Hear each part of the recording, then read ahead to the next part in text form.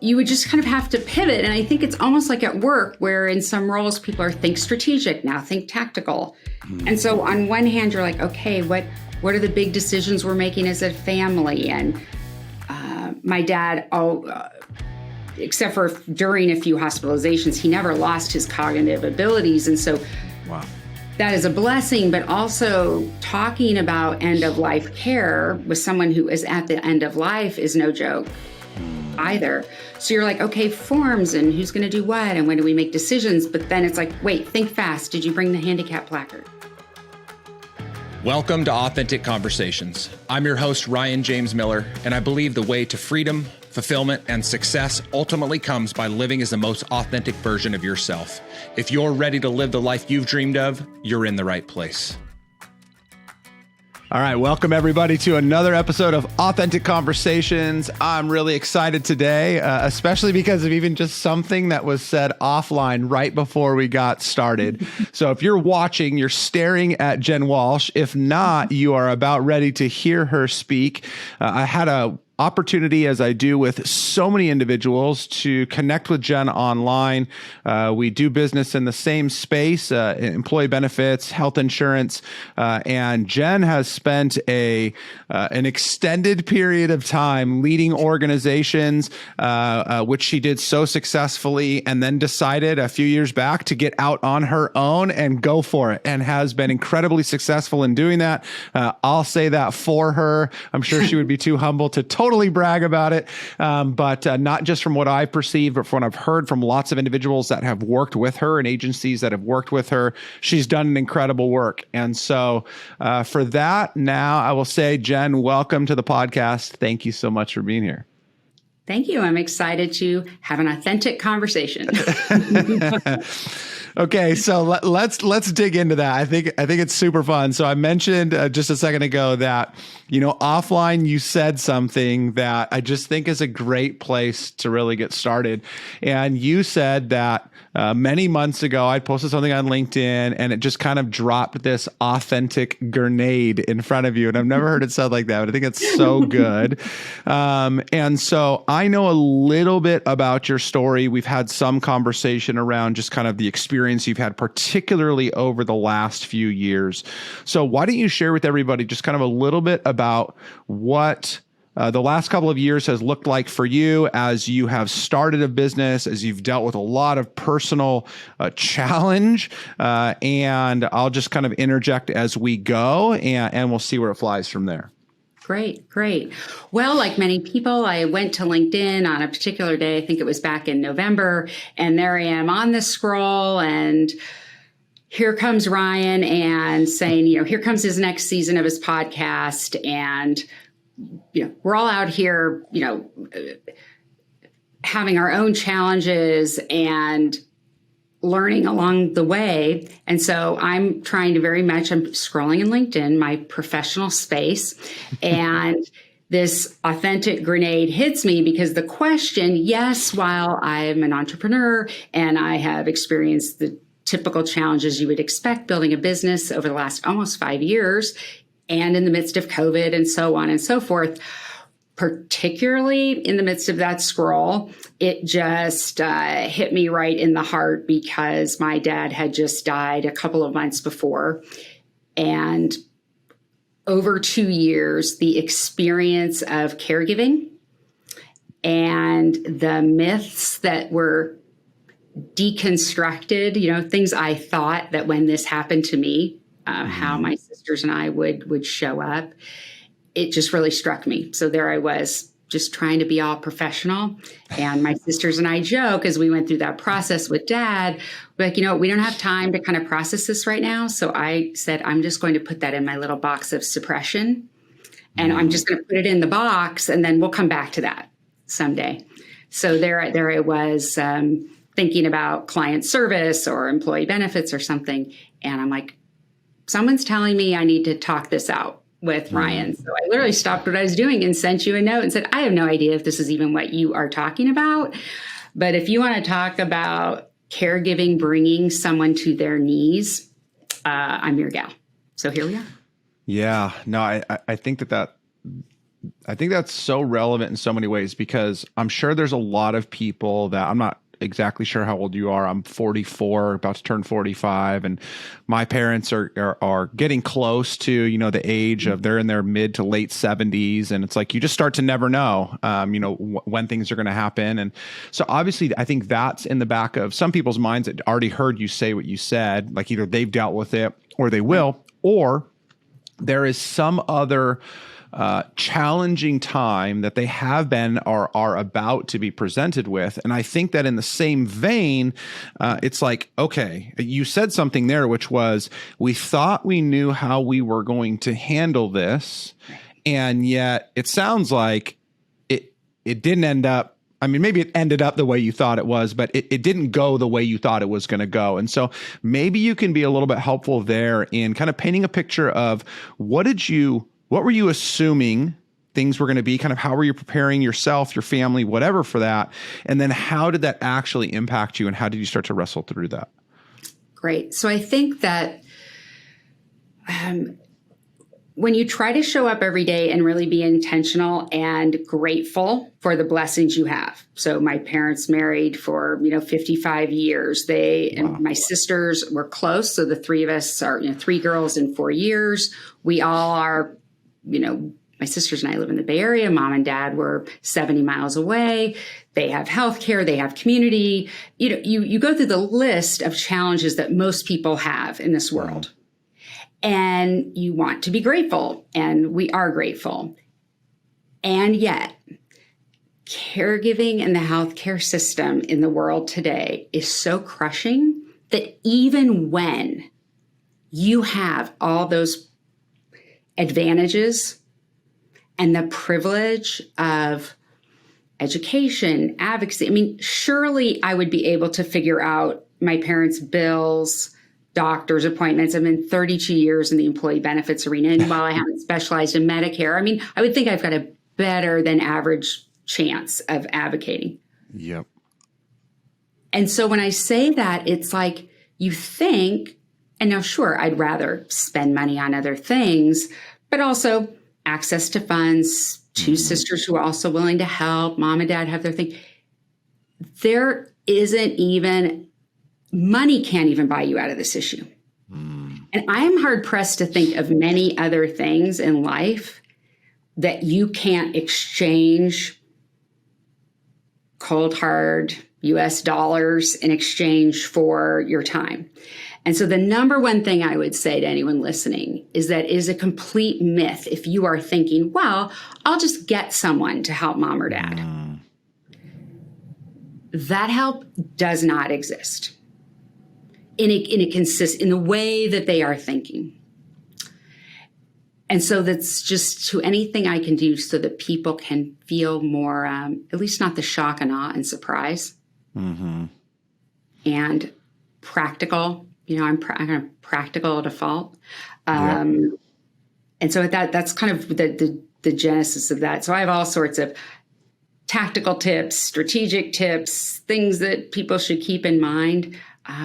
Because we were also on this roller coaster with a complication of COVID coming and going during the whole time. But the whole time you think, surely this will get easier. Oh, and by the way, my dad is dying. So we'll come back to that. But the overwhelm of just the logistics, it's crushing, and it's a huge surprise. And it's a little bit like people don't really want to know, really, because there aren't easy answers. But for the people who do want to know, then that's something I spent a little bit of time talking about. And so as you, I mean, I love that you talk about, like, there's this tension, right, between the feelings and the emotion of this is your father and you are fighting for his life, and whatever quality of life there is in that. And at the same time, you have to kind of put on this practical business, operational leader's hat to try and manage this. And so how did you find yourself balancing the tension between those two things? Because, I mean, it sounds like No, I didn't want to assume this yet. I'm going to let you say, like, so did you find yourself gravitating towards one or the other? Like how did you live in that? So my sisters and I joke, and I've flirted with the idea of a podcast called The On-Call Sister. And so with three of us, and my one sister and I look very much alike. So it was kind of like nurses would think we were the stunt double, it didn't even matter. Just call me whoever. I'm the one on shift today. You would just kind of have to pivot. And I think it's almost like at work where in some roles people are think strategic, now think tactical. And so on one hand, you're like, okay, what are the big decisions we're making as a family? And my dad, except for during a few hospitalizations, he never lost his cognitive abilities. And so wow, that is a blessing, but also talking about end of life care with someone who is at the end of life is no joke either. So you're like, okay, forms and who's going to do what? And when do we make decisions? But then it's like, wait, think fast. Did you bring the handicap placard? Wait, think fast. Do we have a pill crusher? Hey, think fast. Like that pill needs to be taken. And so you need pudding so it's that exhaustion also. And then also done in a way that, so you'd ask, we were talking about like where we are in life. So I'm 54. My children literally just graduating from college and starting college, where it was like, okay, close that chapter. Now aisle 3, parents. And you want to show up and be respectful of your parents' privacy. So that's the same healthy tension as our children are aging. They're young adults. So where's my help welcomed? Where do I owe my parents? Yep. Like mom, it took mom a long time to just accept that help for her would allow her time to help my dad. She still wanted to do everything around the house. And so you're also navigating those personal relationships. And then also boundaries with siblings and in-laws. So there's just a whole, it's a next level group project. Yeah. Okay. So as this is all happening too, because you've been running a business for 3, 4, now 5 years, but 3 years into it, probably about at that point. You are the CEO. You are the revenue generator, right? I mean, we're very much in the same boat in that category, and so there is still that side of life to live. And so first of all, how was that affecting or impacting your ability to show up every single day for the people that were expecting you to show up? So great question.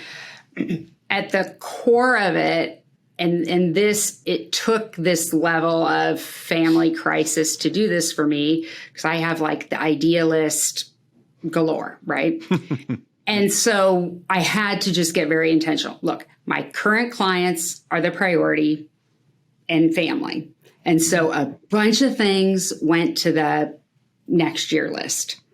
And Dad and I actually had a lot of fun talking about a lot of those things. So now this year, as those things come to fruition, that they had to sit and percolate, they're also better than they would have been if I had done them then. So I think that's a blessing. So on the work front, I just had to get really crystal clear. Some things, and you have to kind of mourn and grieve a little bit. It's like, hey, look, things just don't go the way we thought. And so you just go, well, that's just the way it is. So that went off the list. And I think that for the people I was coaching, whether it was one-on-one or in groups, operating in this realm, I no longer have the direct reports, the clients, the burden, the trying to work, the hybrid, like some of the transitions. So if I were in my former role and was having to lead through all that, I don't know if I wasn't, and I didn't have little kids anymore. So one thing I tried to focus on was that this was the universe giving me my simulation of what my clients were going through while they try to serve their clients. So you talk about getting real. I mean, a few times I went live with my clients from mom and dad's house and things that maybe in my mind, I was also going to have a perfect PowerPoint or something that went with it, of course, which nobody would care about. I just had to prioritize showing up with the energy and intention and without distraction. And in that whole process, there's only one client where I literally got on the call and literally something with home health. I just said, I will fill you in later, but I just can't do this right now. Wow.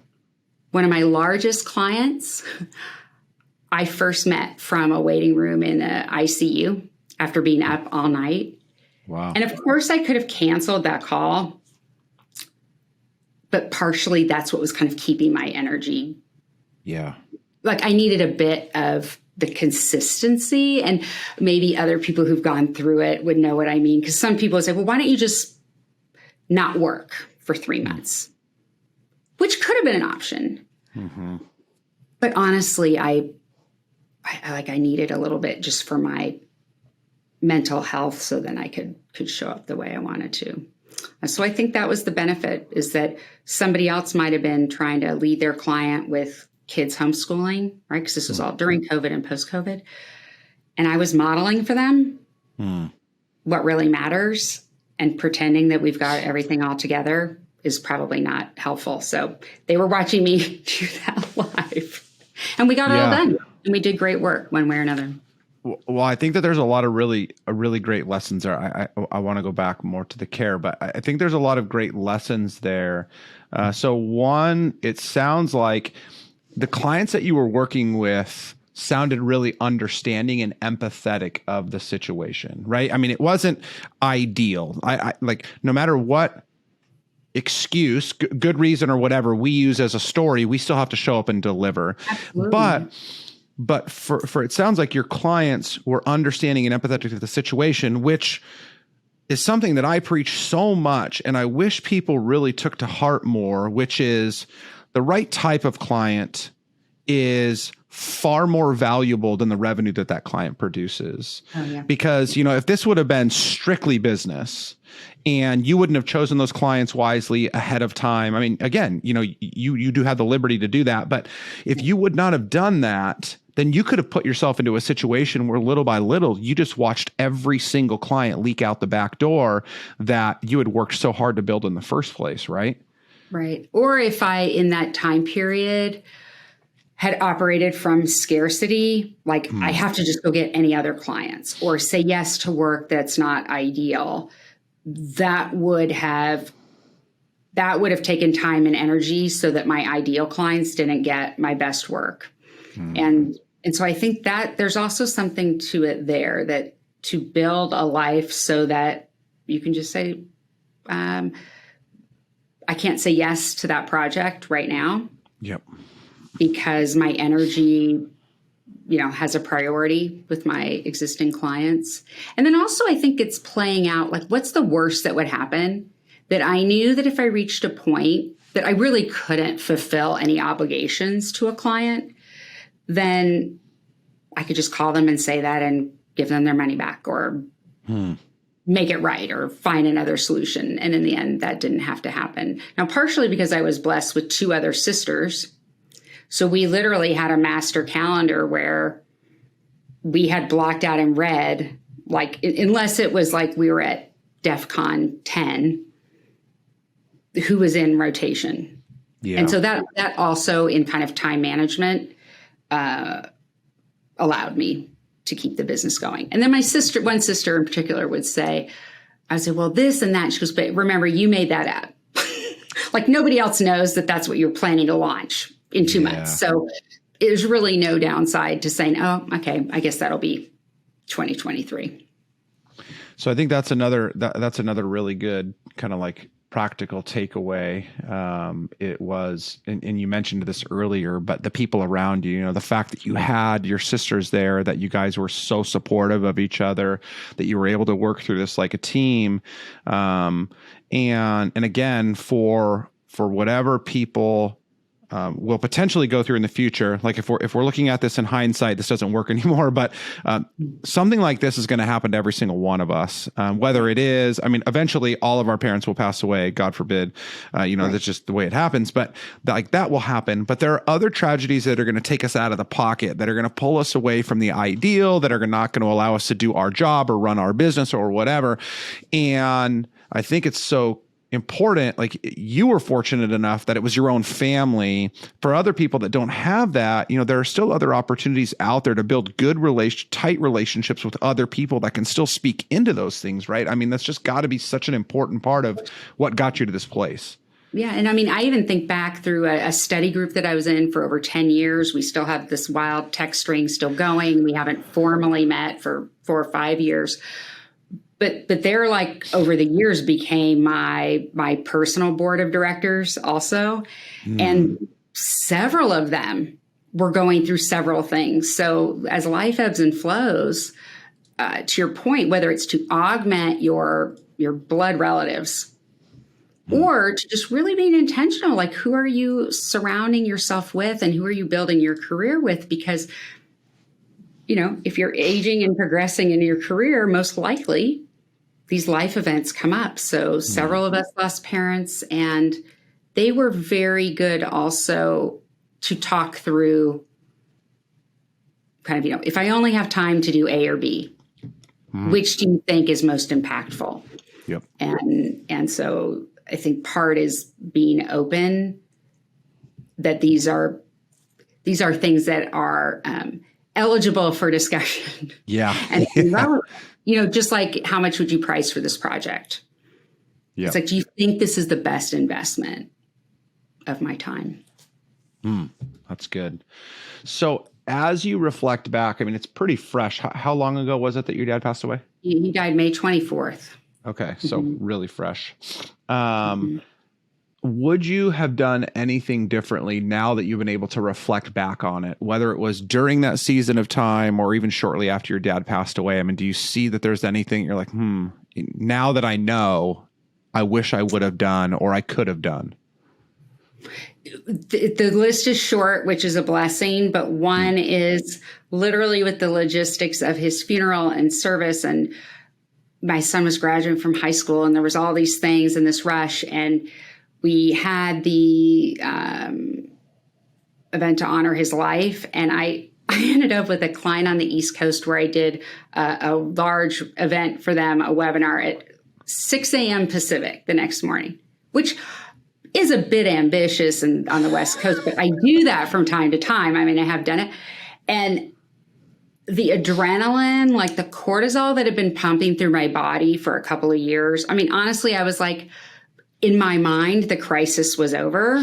And it was like, well, for heaven's sakes, like I have found a way to, and that I love, like live workshops, whatever, like that gives me energy. Yeah. So that didn't feel stressful or heavy. And I underestimated the complete just, crash. And so we made it through. They're still great clients. They're awesome. But when I reflect, I'm like, that was a self-inflicted wound. And even though, yes, it's hard to get 50 producers together, like they're the most gracious, wonderful people. Like if I had just said, you know what, this is the only way, and I just think we need to postpone, they would have. So I think I underestimated that. Yeah, that's good. Okay. On the flip side, then, how do you feel like you're better because of what you dealt with? And let me say this too as a preface. I mean, people hear me say this rarely or pretty often at this point, but I believe that as we reflect back on any hurt, any heartache, any tragedy, while most of us would do anything we could to erase it, redo it, remove it, whatever, we've gone through it. And so in reflecting back and not being able to take it away, I feel like we're always able to see some growth, something better, something reflective to say, gosh, I wish that didn't happen. But though it did, I can see how I'm in the position I'm in. So for you, what was that, or what were those things that you really feel like shaped you for the better? Well, I would say with my sisters, this was going to go one of two directions. We never spoke to each other again, or we are tighter than ever.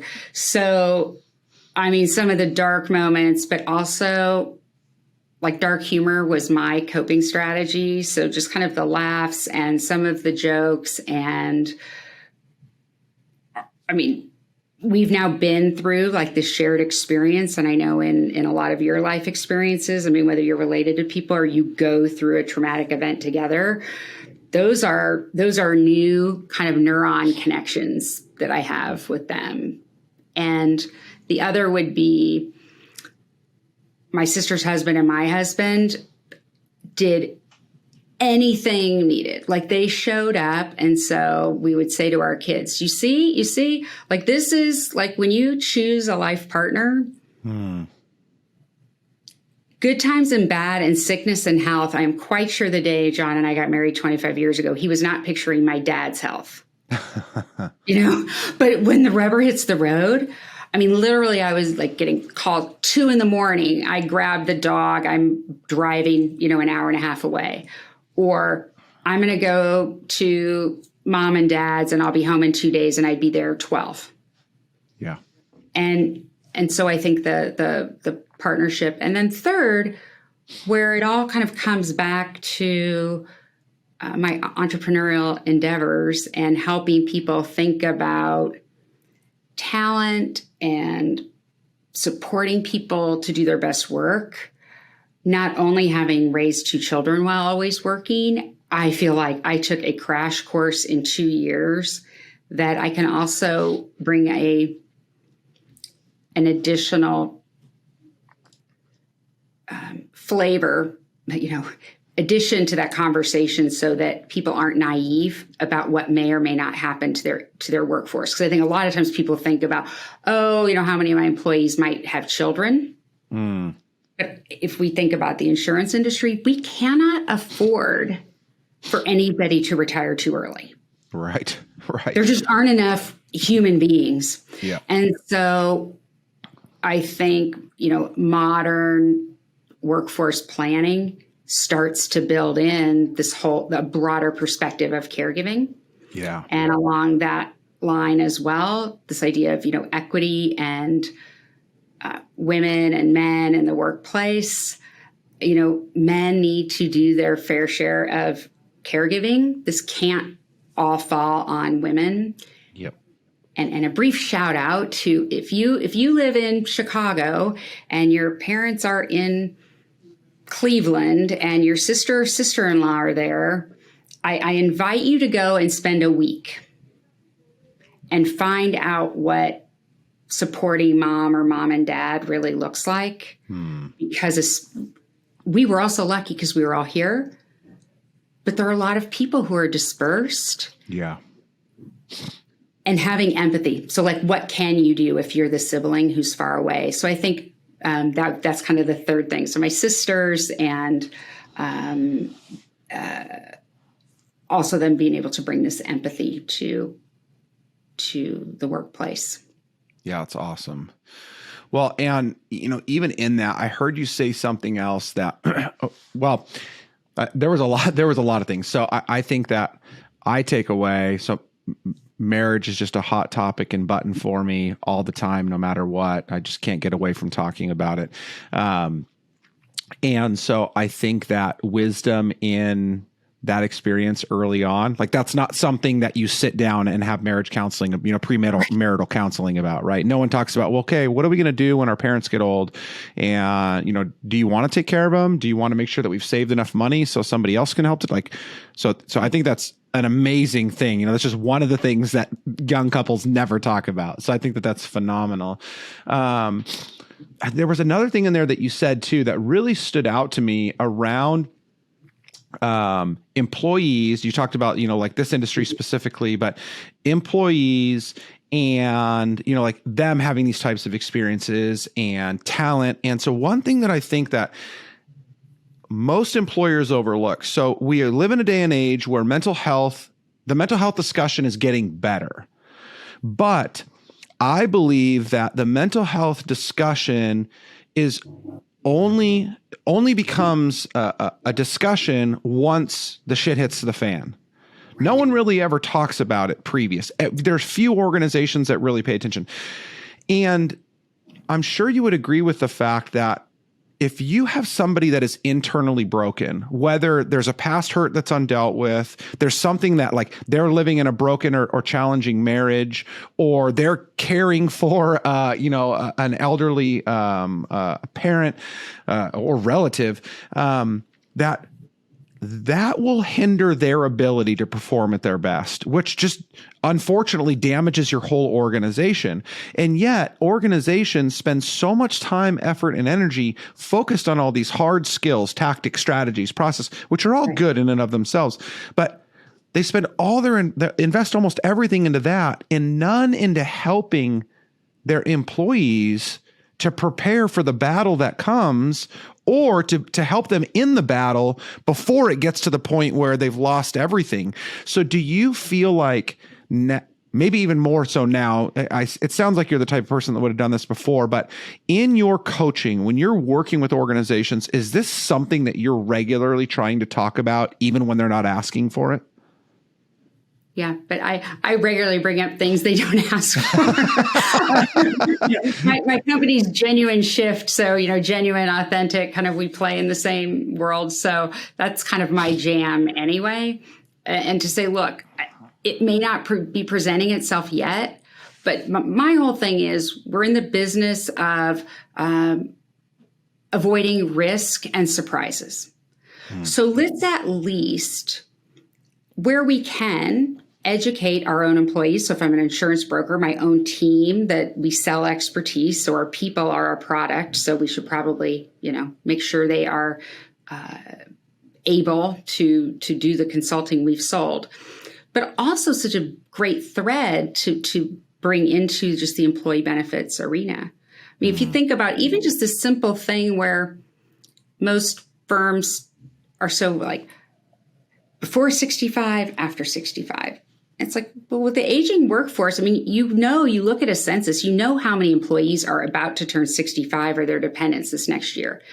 If you even just gave them some tips, hey, you're going to get some forms and this is what you're going to do and this is what you don't do if you're still an active employee, like readiness, like where we can eliminate any surprise. Like I even wrote it down because I didn't want to lose this one. Anybody they care about on Medicare, right? It could be a neighbor, whoever's close to you. You don't find out there's a form you can sign up front so you can advocate. And if your loved one is incapacitated or, in my case, deceased when you're trying to do it, it's a little late. And then you go back and forth with Medicare, them insisting your dad sign a form. And I'm like, he is dead. I mean, like, I didn't even know I ran out of words with Medicare. Yeah. And so there's form 1696. So there's HIPAA forms, but there's also just forms up front. Like people can do that at the next holiday. It's an icebreaker. Hey, Does that go back to your dark humor? Is that the dark humor coming out right there? Yes. So let's all talk about when we're going to die. Let's give thanks for that. Hey, look, I want to advocate for you, but there are these just tips. And so like you need to know what medications your parents take. Like there could be little tips you could be giving your workforce, again, so they don't get these surprise things. Like it's enough, hey, mom and dad are aging. But if you're the person helping, things that don't make sense start showing back up. Like nobody looks in a system. They ask your aging parent or sick parent or you, now what medication are they taking? And you need to have it on paper because nobody goes and looks at it on a system. And so like there's little things like that I think organizations could be thinking about so that the employee can really activate a plan. And I think there's a little bit of space to, I think with caregiving, because now often I think about, oh my gosh, these parents who have children who are sick with chronic illnesses. It's like, when you don't understand when people have a bad back, like until you throw your own back out.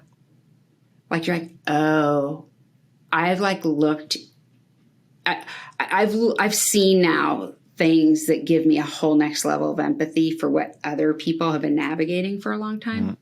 Mm-hmm.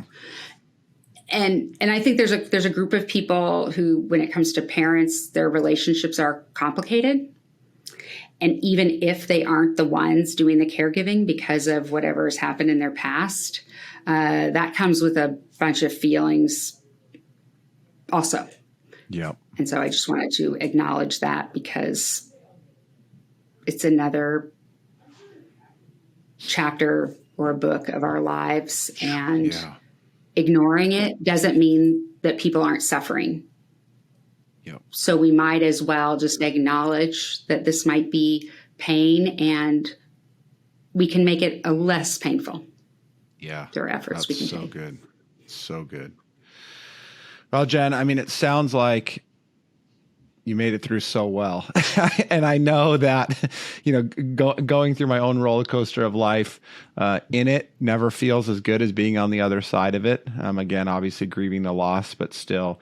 And so I think, just again, in the time that I've gotten to know you and brief conversations before, a more lengthy one now, I mean, I'm thankful for the fact that you went through that, because I think that it's people like you that are going to help to encourage and empower others that don't think like you to be able to handle situations like this better.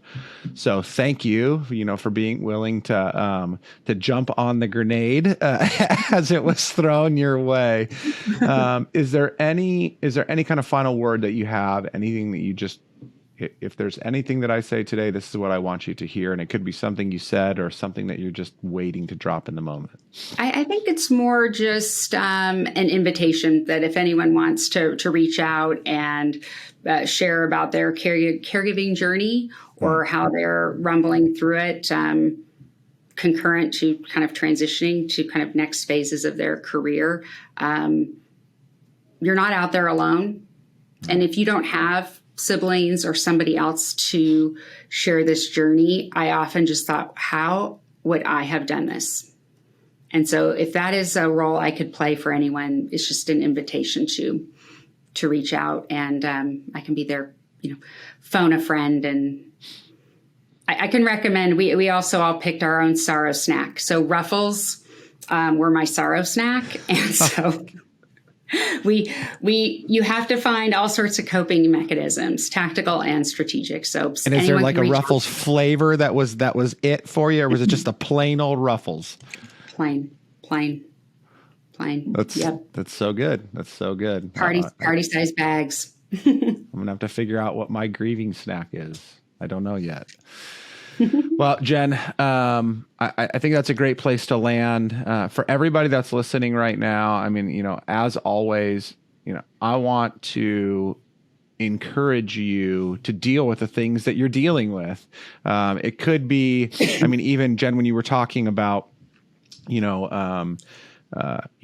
medication that your parents are on, or my in-laws care for a disabled sibling, and it's like, God forbid both of them pass away before the sibling does. Like, who takes care of her, and what do we do? And I'm the type of person that, like, not because I have like no heart, but I'm like, okay, let's figure out how to financially take care of that, because the thought of bringing that, like, things like that into my house are just crazy. But that may not be the possibility. So anyway, so I appreciate you being open to sharing that and opening yourself up to that. And if you're listening and you just feel like there's, just something that's eating at you in that way, or you have a question or a thought, take Jen up on her offer.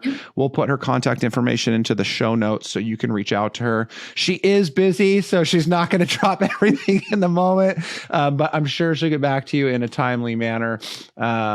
But Jen, thank you so much. I mean, it's great to hear. It's really easy to, again, just perceive somebody on social media as you're 100% dialed in, you're a machine, you're just killing it out there, and you are, but still, that there's this other side of you that just possesses so much richness and depth, around the human experience that I'm thankful to get to know, and I'm thankful to have been able to share with other people. So thank you.